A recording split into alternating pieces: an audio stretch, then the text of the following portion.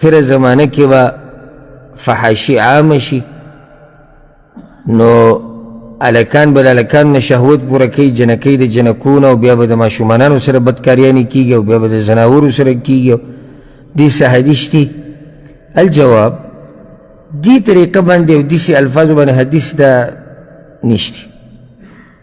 خدا یاده کوي چې په صحیح حدیثونو کې دا خبر راغلی ده چې د قیامت ته نږدې کېدو یوه نښه دا ده چې فحاشي به د خلکو منځ کې عامه شي، او اکثر نښې د قیامت دا راښکاره شوي دي، وړې نښې.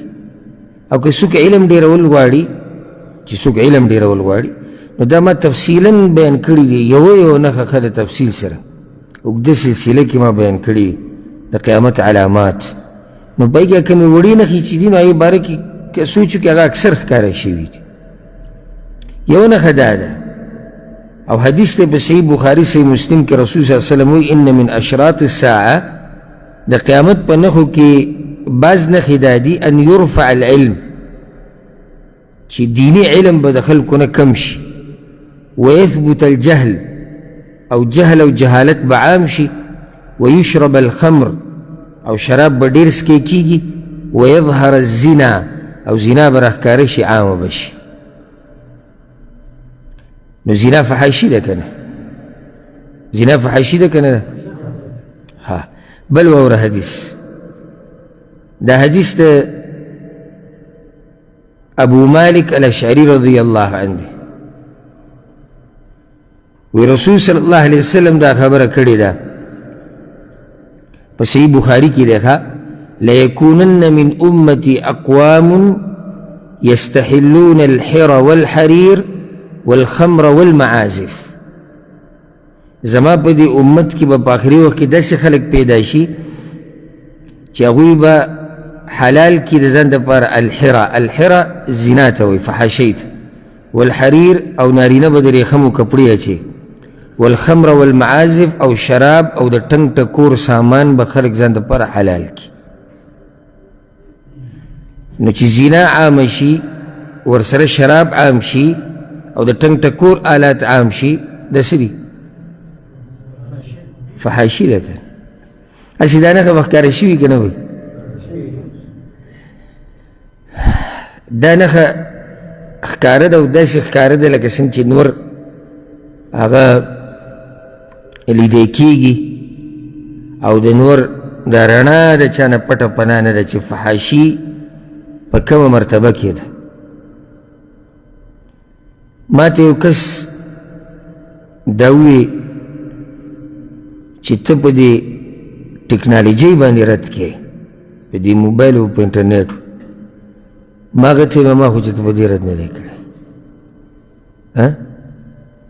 تاسو زما نه څه اورېدلي؟ ما چې ته په ټکنالوژۍ په انټرنیټ په دې رد کړی، نو ما څه ویلي؟ په غلط استعمال رد شوی دی. ټکنالوژۍ نه بغیر خو ژوند نه تېږي، زه په خپله مې استعمالو، بلکې موږ وایو مسلمانانو د محسوسو ځان تکړه کوي، مخکې شي د دې یهودو نصاراو نه د ټکنالوژۍ استعمال کوي، ځان پرې پوه کوي، د قوم خدمت وکوي، د دین خدمت وکوي، د ملک خدمت وکوي، د ژبې او د علاقې خدمت وکوي. خو دا خو راته نشي ویلی چې ځان پکې تکړه که فحاشۍ له زور ورکړه. رد په فحاشۍ دی، رد په ټکنالوژۍ نه دی. لکه اوس یو سړی دی، قلم او پاڼه ورسره ده، او غلط څه لیکي، او ما پرې رد وکړو چې دا لیکل دی غلط، بل تا خو په قلم رد وکړو. موږ په قلم رد نه دی کړی، څه چې په هغه قلم لیکلی شي وو په هغې هم رد وکړو چې دغه صحیح نه وو. ټکنالوژي هغه نن سبا موبایل د هر چا جیب کې دی، هغه رسېدلی دی هر ځای ته، انټرنیټ دا نور شي نه هر څه. موږ رد په ګن بلا باندې کوو چې دا عامه شوې ده. او فحاشي لکه اوس یو سړی وایي چې رسول صلی الله علیه وسلم خو چې زنا به عامه شي، نو زه درته وایم چې او زنا هم ډېره حده پورې عامه شوې ده. خو یو بله خبره یاده کړئ، زنا صرف دې پورې نه ده چې یو عورت عورت سره استعمالېږي او لګي، رسول صلی الله علیه وسلم سترګې هم زنا کوي، جبه هم زنا کوي، لاس هم زنا کوي، خپې هم زنا کوي، دا هم په زنا کې راځي. نو دا فحاشي کته وایي دا زنا نه ده؟ د دې دپاره خبرې کول دا زنا نه ده؟ دې ته دعوت ورکول دا زنا نه ده؟ خو بس هسې دا وینم سړی چې په دې نیت کښېني که نه. ځکه زه بل ورځ د علماو مجلس و په هغې کې څه خبرې روانې وي، نو هغوی ته ما دا ووایي ما په دې مولیانو کې اکثر دا مسله وي چې د بل عالم چې کوم علما د الله نه نه هېرېږي، الله والا نه وي، په هغو کې اکثر دا مسله وي چې د کوم عالم بیان واوري نو د اول سر نه په دې نیت یې اوري زه به په دې کې غلطي راوباسم. نو که ده ته څه میلاو هم نه شي خو دی به سره وباسي، ځکه چې ناس په دې نیت دی چې زه به سره وباسم. خو که ته په دې نیت کښېنې چې زه به څه زده کوم نو بیا به یې زده کړي. خو چې په دې نیت د اول نه یې ډډه ولګوله چې زه به نن غلطیانې راوباسم، نو که بیا دې څه میلاو نه شي یو ورځ په ما باندې چا رد کړی هغه غریب چې د ټول بیان اورېدلی دی څه به ورته په لاس نه ورغلي، نو دی چې وایي قرآن او حدیث نو دا خو ثا ده قرآن او حدیث. حدیث کوم ځای کې دی؟ نو اوس دې غریب ته نور څه نه دی میلاو شوي، نور څه ورته میلاو نه شوي، دا خو وایي ثا ده، دا خو سین نه دی. نو دې له پکار چې دی وایي چې قرآن او حدیث، حدیث نه. داسې چې دماغو کې ډز وشي هغه بیا به ګډو وډو سر شي. الحمدلله موږ خو د ټکنالوژۍ څه یو په دې باب کې مرسته کوونکي وو چې د مؤمنان پرې مخکې لاړ شي، خو چې په ښه لار استعمال شي. اوس دلته رسول الله صلی الله علیه وسلم وایي چې د ټنګ ټکور سامان به عام شي، خلک به استعمالوي. ته وګوره بعض ورته د پښتنو ثقافت وایي، هغه پښتن وي پښتن نه دی یو لګیا وایي هغه پښتن نه دی چې د هغه په بیټک او په حجره کې رباب او منګی نه پروت. نو ما په هغه ټیم کې وایي که پښتو ته دې ته وایي چې رباب او منګی، نو دغه پښتو خو زه دې دیوال له راچوم. هغه پښتون وي پښتون نه دی چې رباب او منګی پکې. او بعض شاعران چې کله هغه زاړه حالات بیانوي که نه په شاعرۍ کې، نو وایي نشتي هغه د بنګړو هغه شرنګ او هغه رباب هغه ټنګ او هغه نو په دې جا ښه څه کړي؟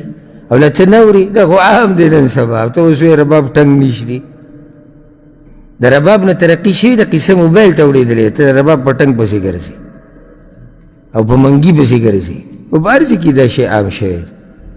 نو دې پسې دې ارمان کوي، یعنی شاعر دې ځای کې ارمان کوي چې یو ښه وخت ډمې به وي په حجرو کې ګډېدې او رباب به منګی به او مزې به وي، او دې پسې دې ارمان کوي. خلک وایي یا الله چې غلط څه شی وي هغه بیا رانه ونه کړي او بیا هغه حالات رانه ویلي، او یا الله نیغې لارې ته مې راواړې، او دې په غلط کار پسې ارمان کوي. نو حدیثونو کې دا دي چې آخري وخت کې به فحاشي عامه شي، او دا حالات روان دغه طرف ته دي چې د قیامت نښې هغه ښکاره شوي د قیامت نږدې دي. خو زموږ دا پښتانه یو خبره به وکړم خفه کېږئ به نه، اوس دا نور قومونه چې دي دوی بیا هم دا ټکنالوژي او دا قصې مسې لیدلي دي د مخکې نه، نو هغوی بیا هم چې استعمالوي څه نه څه ګزاره پکې کوي. خو زموږ دا خو اول پېرې لیدلي دي او پخوا د دې قصې نه څه خبر نه و. نو پښتو کې متل وي نادیده چې پدیده شي رڼا ورځ پې توره شپه شي، نو دې ته بیا سم زور وباسي. یا نور کېدله په طریقه کې زه به وګورئ زه څه چل کړو. نو الله دې رحم وکړي زموږ په حال باندې. روان ګوره موږ ښه طرف ته نه یو. او حدیث کې دا راځي، امام بزار امام ابن حبان راوړی دی، رسول صلی الله علیه وسلم وایي لا تقوم الساعه واوره حتى تتسافدوا في الطرق تسافد الحمیر. قیامت ته نږدې به فحاشي دومره عامه شي چې په لارو کوڅو کې به شهوتونه د یو بل نه پوره کېږي لکه څنګه چې خره لیږي.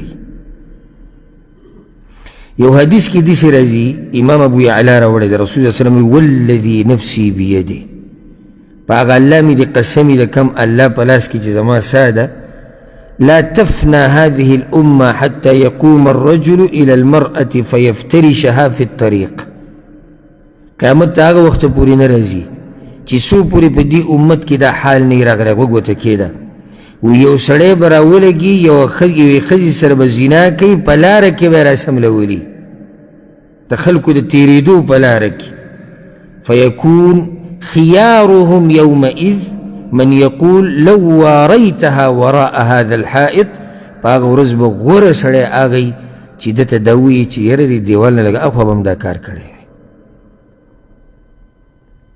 داس حالات برایسی غور بابکی دایوی ها چی دوتا دا نصیحتو کی چی دی دیوال نشات دا کارو کی کن دا خلار دا خلق بی تیری کی او ذکر رسول صلی اللہ علیہ وسلم و عبداللہ بن عباس دا حدیث تے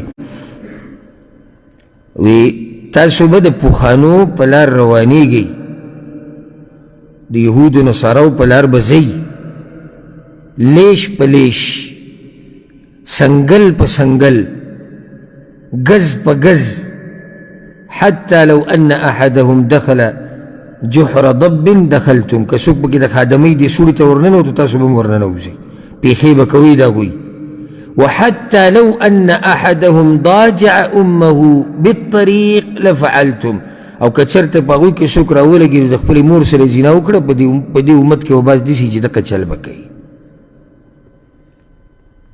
پیخی نیدی روانی دا سی روانی تپوسی مکو دا دمانو پیخی دا فحاشو خلقو پیخی او موبایل روال زانتے کھیدے چی سکے کوا او تمام فیمس شی ناگوی اگر ٹکے فیمس تبم فیمس شی تبم مشہور شی ویہ سبی کیا کو مشہوری دو گواری اکا تب فحاشی مشہوری گی اکا تب فسق و فجور اکا تب بے شرمی کے اکا تب مور پلار شرمے اکا تب پختن شرمے اکا تب قوم شرمے اکا اسلام شرمے مقصد سے دے زان مشہور ہو چیز فیمس شم او ویڈیو ہو چلی گی او نن سبا خو پیلا پیسی گٹی او خو دیتا نگوری پیسی بکار تھی و دیشی نوی پیسی ملاوی گی نو اللہ دی رحمو کی زمان پا حال بندی